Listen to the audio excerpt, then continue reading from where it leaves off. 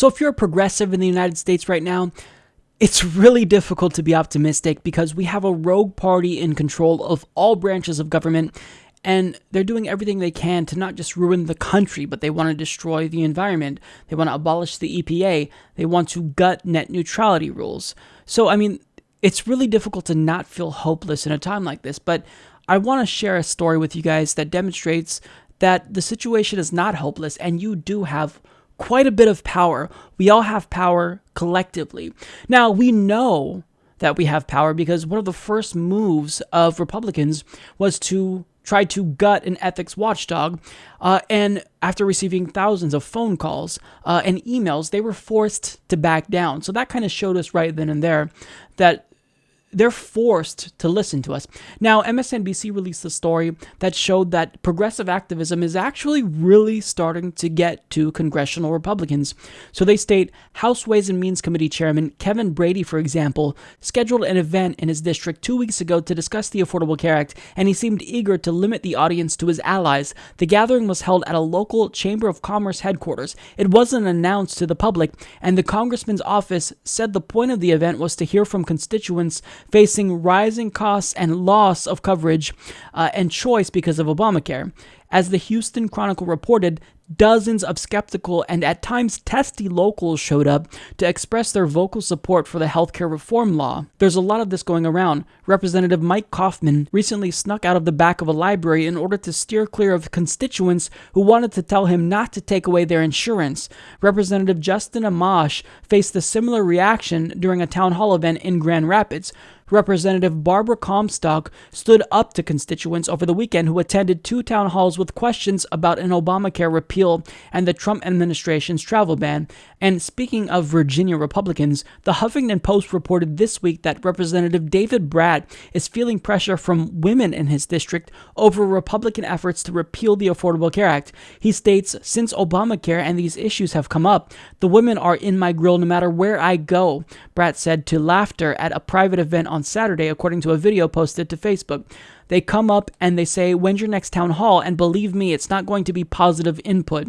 He asked the audience to mobilize because we're getting hammered. Now, there was another House Republican that 2 weeks ago said his constituents are, quote, freaking out because they're afraid Congress is poised to take away their health benefits. So, I mean, this is happening everywhere across the country.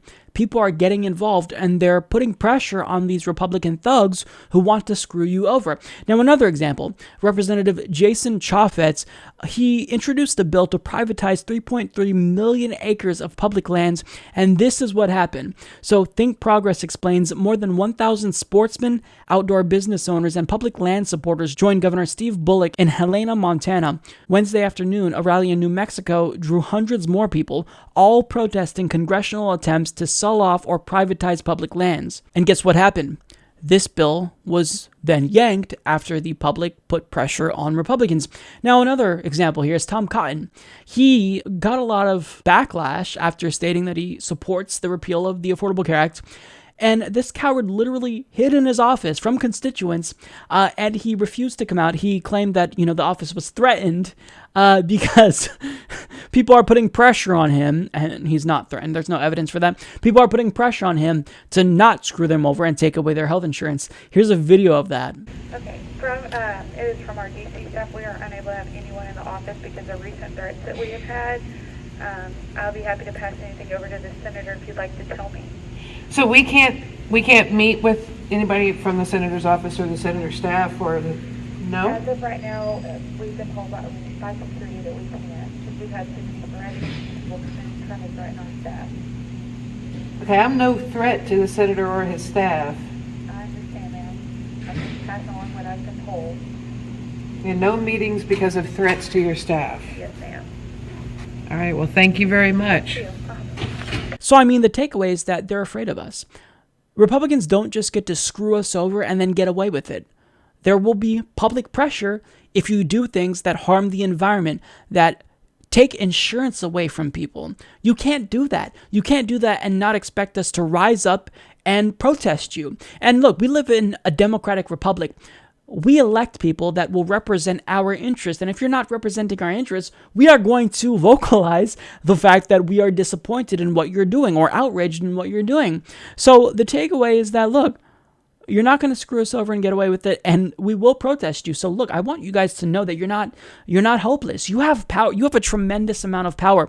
Don't ever underestimate the impact that a phone call will have, or what holding a sign in front of a congressman's office, or just going to his office or her office in Congress and sitting there and demanding that they don't screw you over. We have power. We can fight.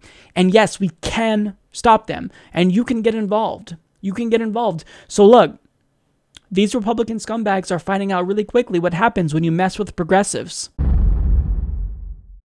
Support this podcast by joining the independent progressive media revolution today at humanistreport.com.